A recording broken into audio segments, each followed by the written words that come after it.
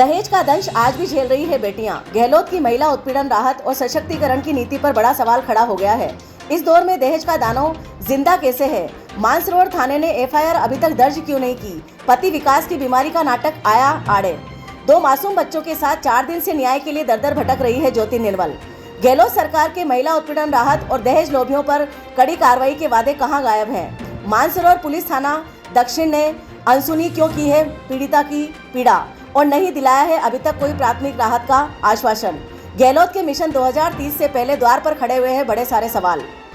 सरकारी विभागों में कार्यरत है सारे ससुराल वाले, लेकिन अभी तक न्यायिक और प्रशासनिक धमकियों के साथ ज्योति निर्मल को दबाया जा रहा है और अभी तक एफआईआर दर्ज होने के कोई चांसेस नहीं दिखते हैं।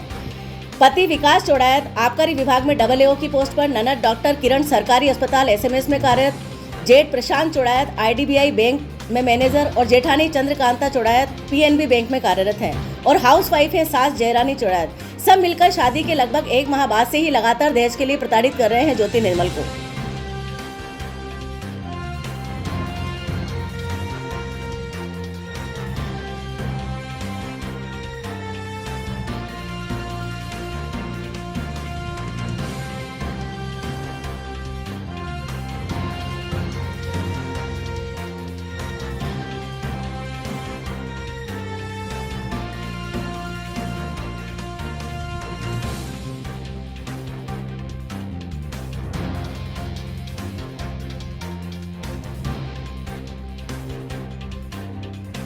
इस वक्त हम खड़े हैं मानसरोवर थाना में और यहाँ पर एक परिवार आया है जिसके बारे में हम आपको बताना चाहेंगे कि इस वक्त केंद्र सरकार और राजस्थान सरकार ने महिला सशक्तिकरण को लेकर, महिला उत्पीड़न को लेकर कई सारे नियम कानून कायदे बनाए हैं। यहाँ तक कि 33% भी जब इस समय महिला को अधिकार दिया है राजनीति में रहने का, उसके आधार पर मैं आपको बताना चाहूंगी कि इस दौर में दहेज को लेकर मारा पीटी करना और मारने तक की स्थिति पर ले आना एक बहुत बड़ा मुद्दा बन जाता है।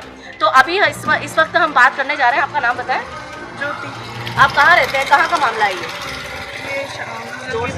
गुजर की थड़ी, शांति नगर भी 87 भी, शांति नगर भी, गुजर की थड़ी। अच्छा, क्या पूरा मामला क्या है बताइए आप। जी, मेरी शादी को लगभग 4.5 साल हो गए हैं। 17 जनवरी 2019 में मेरी शादी हुई थी। उसके कुछ समय के बाद से ही मेरे ससुराल वालों का और एग्जैक्ट मेरे ससुर जी के जाने के बाद से मेरे ससुराल वालों का मेरे साथ में थोड़ा टॉर्चर और गाली गलौज करना, मारपीट करना, और जिससे मेरे पिताजी ने शादी में सब कुछ दिया लेकिन वो कार नहीं दे पाए, तो इस चीज़ को लेके मुझे कभी ताने देना और ये बोलना मेरे हस्बैंड का कि तेरे बाप ने क्या दिया है, मेरे जैसे कैडर के आदमी को तो है ना सोने में तोल दिया जाता है, इस तरह की चीज़ें बोलना और मेरे घर वालों को आए दिन गाली गलौज करना। आपके पति करते क्या है, क्या काम करते हैं आपके पति? मेरे पति एक्साइज में AAO पोस्ट पे है। अच्छा, एक्साइज के अंदर AAO की पोस्ट पे है, यानी सरकारी कर्मचारी है वो। और इसके अलावा आपकी सास क्या करती है? वो हाउसवाइफ है। अच्छा, और परिवार में कौन कौन है यहाँ पर? परिवार में मेरी जेठानी है, वो दोनों बैंक में हैं, और मेरी ननद है, वो डॉक्टर है। डॉक्टर कहाँ पर है वो? SMS के अंदर। क्या नाम है उनका? डॉक्टर किरण प्रसाद। और पति का नाम क्या है आपके? विकास चोपड़ा। विकास चोपड़ा। तो आप मुझे एक बात बताएं कि इस वक्त जब आपके साथ में सब कुछ परिवार सारी परिस्थितियां बनी है, तो इस स्थिति में आपने थाने में कहीं पे कोई रिपोर्ट वगैरह दर्ज की है? जी, मैंने यहाँ पे वरुणपत मानसरोवर थाने में रिपोर्ट दी है, लेकिन यहाँ पर मेरी सुनवाई मुझे नहीं लग रहा मुझे यहाँ पे कोई कॉर्पोरेशन मिल रहा है, क्योंकि मेरी ननद डॉक्टर हैं और वो मेरे हस्बैंड को यहाँ पर लाई थी, उनकी रिपोर्ट यहाँ पे ले ली गई है झूठी, और फिर उनको बहाने से कि उन्होंने कुछ थोड़ी देर में ननद ने जाकर कुछ बोला और एकदम से मेरे हस्बैंड गिर जाते हैं। अब उनको वहाँ पे किसी प्राइवेट हॉस्पिटल के अंदर हार्ट अटैक उसमें ना ICU में ले रखा है और मेरी उनसे कोई बातचीत नहीं। हॉस्पिटल का नाम बताइए। हॉस्पिटल का नाम I think Krishna hospital. Krishna hospital कहाँ पर है ये? मानसरोवर। तो जैसा कि आप देख पा रहे हैं कि यहाँ पर ज्योति मेरे साथ खड़ी है, जो कि पीड़िता है, उसके साथ में 2 बच्चे हैं। और इस वक्त जब जो पोजीशन यहाँ बन रही है, ये महिला पिछले 5-7 दिन से जी 20 तारीख को मेरे साथ में मारपिटाई हुई थी। 20 तारीख को इनके साथ मारपिटाई हुई थी। आप देख सकते हैं 2 मासूम बच्चे इसके साथ में हैं और 20 तारीख के बाद से इसे बेघर किया हुआ है, यानी घर पे ताला है। और इस वक्त SHO मानसरोवर थाना को भी उन्होंने जवाब दिया है कि इस वक्त कंडीशन ये है कि घर पे ताला लगा के कृष्णा प्राइवेट हॉस्पिटल के अंदर पति बीमारी की हालत बताकर वहाँ पर भर्ती है और यहाँ पर इस महिला को बेघर किया हुआ है, घर पे ताला कुंजी लगा रखी है और इसको चाबी देने के लिए परिवार तैयार नहीं है।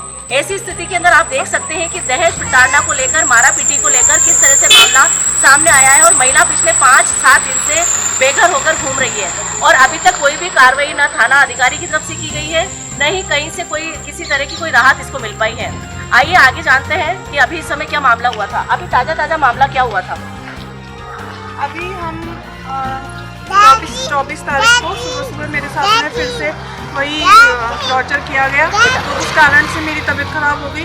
तबीयत ख़राब होने के बाद में मुझे वो लोग वीडियो बनाकर कि ये पागल है, इसको दौरे पड़ते हैं, इस तरह की चीज़ें उन्होंने की। तो मैंने यहाँ पे वापस से, जो मैं पहले भी कर चुकी थी, PCR में फ़ोन किया, वहाँ से पुलिस आई और मेरी तबीयत ख़राब होने की सूचना मेरे मौसी और मम्मी को मिली, तो वो लोग मुझे लेने के लिए आए। कितने तारीख को लेने के लिए आए? फिलहाल तो में क्या ताज़ा मामला आपके साथ हुआ और आपको बेघर किया? आगे आओ, खाना आना चाहिए। 20 सितंबर को मेरे साथ मारपिटाई हुई, फिर 23 को मेरी सास आई, उनका भी वापस से वही दिन भर वो टॉर्चर चलता रहा। आपकी सास का नाम बताएं? मेरी सास का नाम जयरानी है, वो दिल्ली गई हुई थी जिस समय ये घटना हुई। ओके।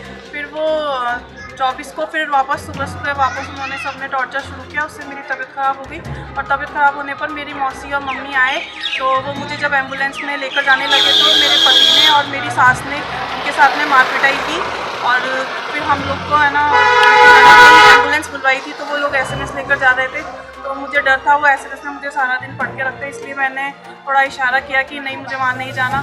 तो फिर मुझे वहाँ से वहीं एम्बुलेंस को रोककर और प्राइवेट हॉस्पिटल, साकेत हॉस्पिटल में ले जाया गया। साकेत हॉस्पिटल में मेरा उस दौरान इलाज चला।